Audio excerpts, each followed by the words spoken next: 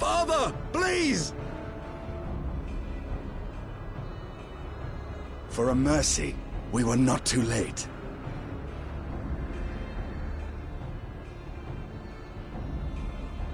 Why must you do this, Father? Nidhogg is fallen. There is no need for further deception. Now is the time to renounce the lies which led us down this path. To start anew!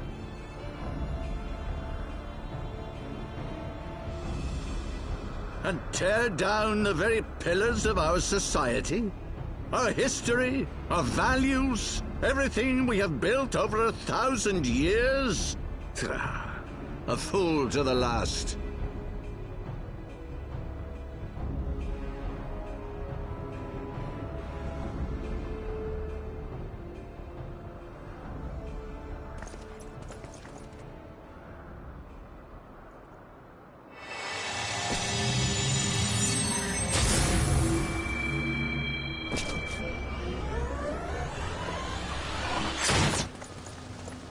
Look out!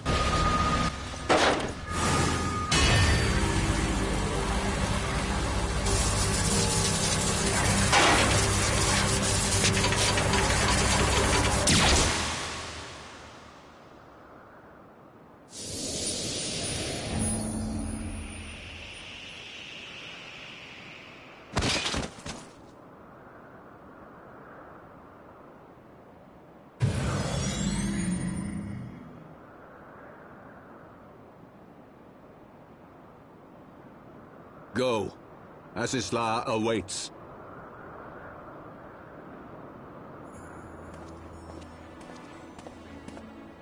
Lord Orchefort!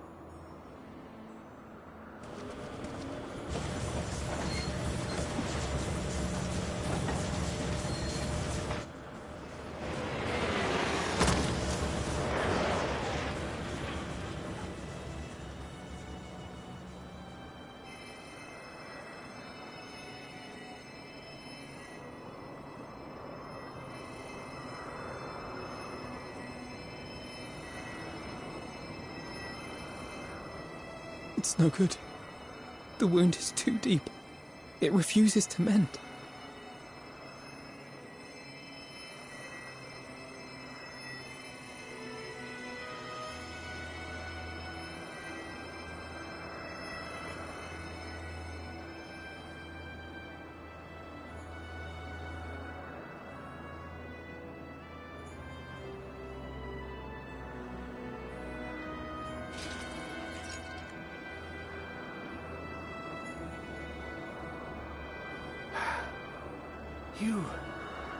You are unharmed? Forgive me. I could not bear the thought of...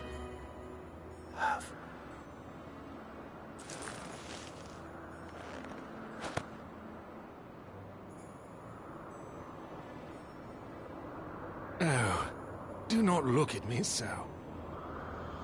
A smile better suits a hero.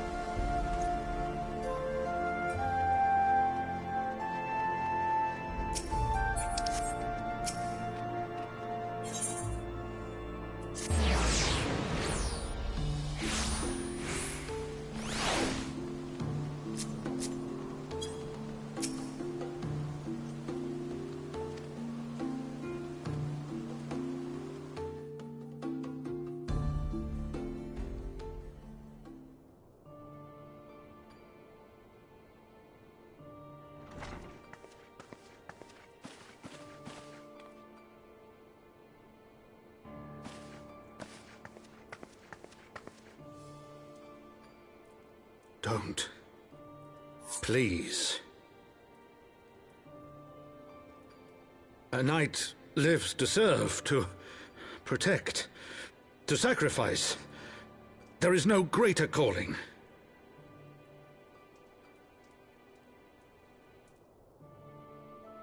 Leave me to mourn and give chase, for my son and for the nation he loved. Go!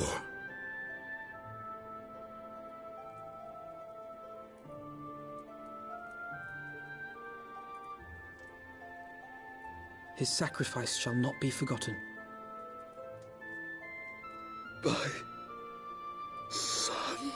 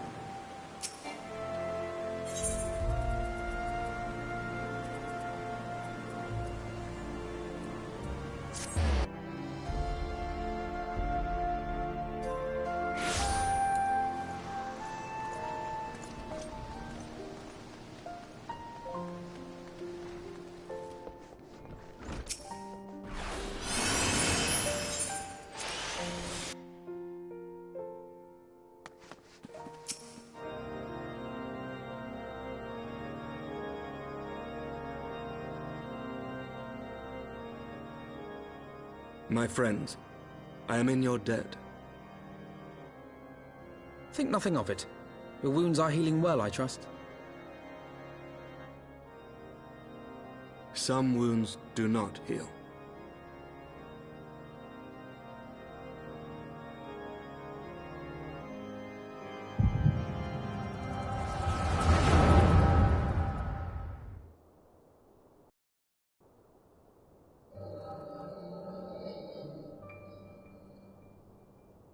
The founding, the scriptures, 1,000 years of lies, all to deceive the common man. Nay, our own brothers and sisters. For the blood of the Knights 12 flows within all our veins. You knew this to be true. You knew, and you concealed it.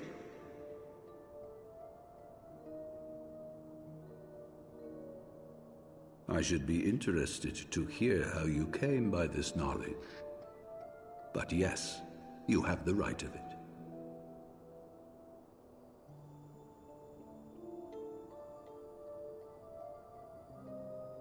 The architects of Ishgard, King Thordan and his Knights 12, entrapped and butchered the great worm, Ratatoskr, that they might partake of her eyes and thereby transcend their mortal limits. Upon learning of their treachery, Nidhogg was consumed with a murderous and justified rage. I dare say you know what followed. The great worm slew the king and half of his knights. Aye, but Nidhogg was subdued, and his eyes plucked from their sockets by the knights that remained. Their one mistake was to show mercy. For from his brother Hraesvelgr did Nidhogg receive a new eye, thus rejuvenating his form and empowering him to embark upon an eternal quest for vengeance. Whilst Thordan's son Haldreth took one of Nidhogg's eyes and learned to wield its power in defense of his people. Thus was the first Azure Dragoon born, and ever since that time, his honored successors have risen to drive Nidhogg from our lands whenever the worm has returned to plague us.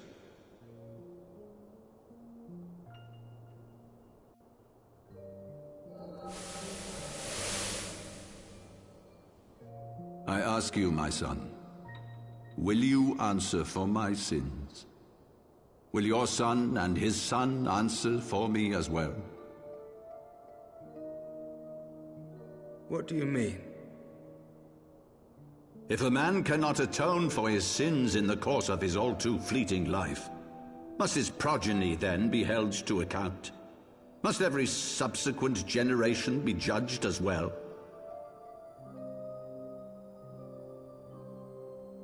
Thorin's betrayal of Ratatoskr was an unconscionable, unforgivable sin. Should we then, as his descendants, meekly surrender ourselves to an eternity of punishment? Nay, say I. I would not see our children sacrificed in a vain attempt to appease an implacable foe. Dragons are not like us, my son. To they who live forever, the wrongs of antiquity are as those of yesterday. No reparations shall ever suffice. This fact alone should serve as ample justification for our actions. Yet some refuse to see it as such. For men like you, who yearn to commit themselves to a nobler cause, a more compelling narrative is required. This is your solution. This is how you protect our people. You have given us a lost cause, a death sentence. With your compelling narrative, you but doom our countrymen to give their lives for a lie. And they do so gladly. Highborn and lowborn alike are proud to serve, to fight and die for their country.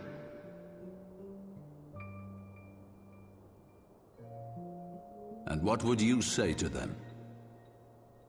What would you tell the wives who have lost their husbands? The mothers who have lost their sons? That their loved ones died for naught?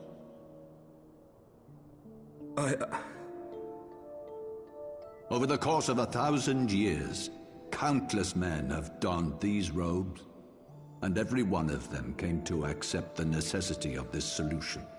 Once, I hoped you might come to accept it as well.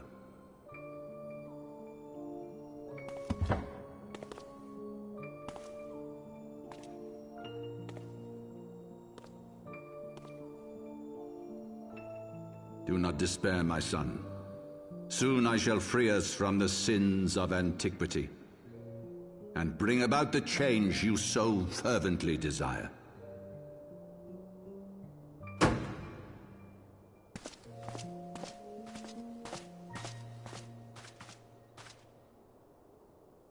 If he has spoken with others, I would have their names. Escort him to a cell and question him thoroughly. Your Eminence.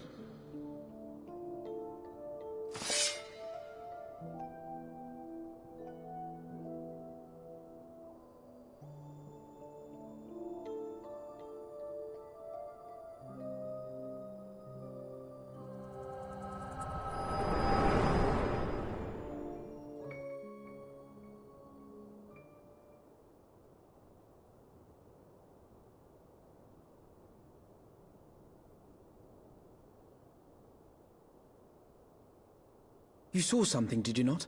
A vision of the past?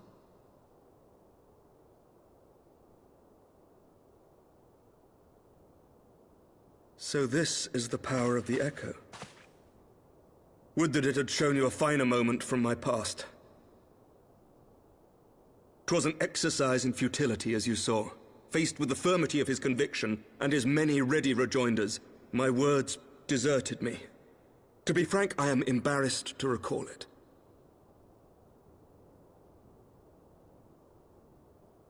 A friend once impressed upon me the importance of differentiating between words, deeds, and beliefs. Were he here, I suspect he would judge your father's conviction to be no more than rank, self-serving delusion. Even so, I cannot help but wonder what manner of change he intends to bring about. I have given some thought to that as well. During the battle within the vault, the Heaven's Ward demonstrated strange and unnatural abilities. Aye, the manner in which Ser Zephyrin struck down Lord Haurchefant was unlike anything I've ever seen before.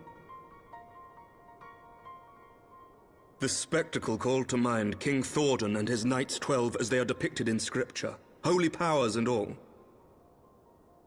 Mere fabrications, which have become objects of faith, instilled with the belief of countless devoted souls. 7 hells!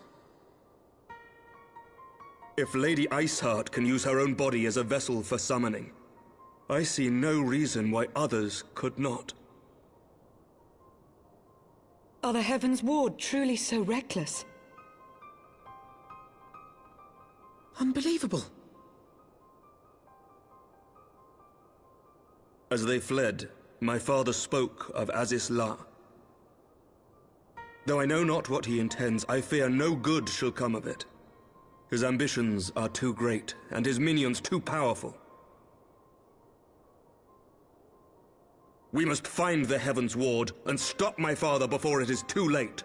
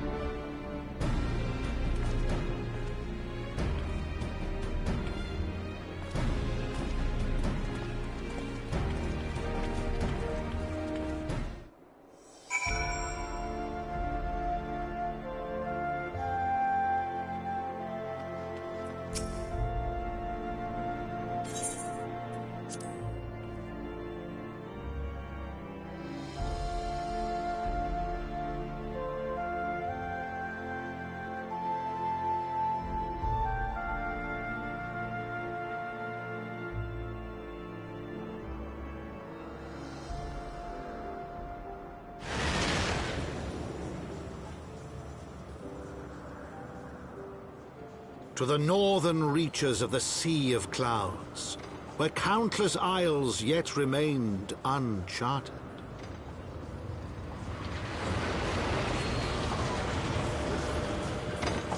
In search of a mysterious land known as Azizlar, and the unmasked villain who sought to claim its secrets.